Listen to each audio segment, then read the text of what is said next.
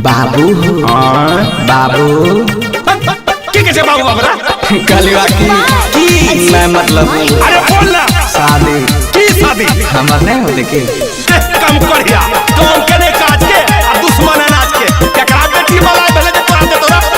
होई गेली आई जा बहनया बनाई मना बात तोहर बतिया होई गेली आई जा बहनया बनाई मना बात तोहर बतिया हां त की करबी हे लगन में हो बाबू करी दे हमर सदिया तई हे लगन में हो बाबू करी दे हमर सदिया लागल छै लॉकडाउन कोई नहीं जइतो तोरा बरातिया लागल छै लॉकडाउन कोई नहीं जइतो तोरा बरातिया त कुछ दिन थामे रे बेटा कर दे बहु शादिया त कुछ दिन थामे रे बेटा कर दे बहु शादिया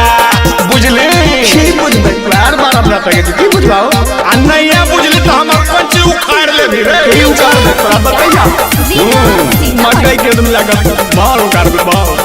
अरे सबर के फल बहुत मीठा होय छै बेटा अब हमरा बर्दाश्त ले पा भूल जो हां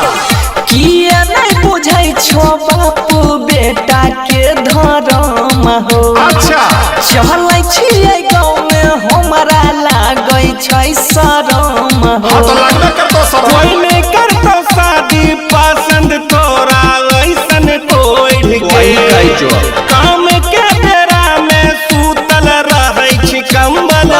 के भाग जइबा के करोला के गिर जइतई जपिया भाग जइबा के करोला के गिर जइतई जपिया इहे लगन में हो बाबू कर दे हमर सदिया कोई लड़कियों को मिले के चाहिए बाबू कर दे हमर क्या बुझे जो अरे सब बुझे छिए लेकिन तोरा के देतो लड़की अपन कोई एक्शन नहीं ले जो ढिंढोरा पीट ले कहां पीटबे ढिंढोरा लड़की दे छै ओकरा जे कमाई छै करे छै हमर शादी के गम कमेबे हमरा इतना कोई नहीं कमेते की कमबे छै के हो पैसा कमबै छै जो जाके दिल्ली जाके कमा कौन चीज कमेबे रिक्शा जाके खींच छैला बिहारी से कह के मंगबा बर तुहारी अपन लिहती लक हमरा दी होया पछिया गारी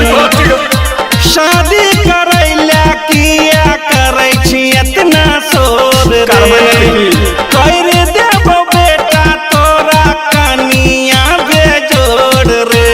हो गेलै शादी सोनुआ बात के ना तोहर बदिया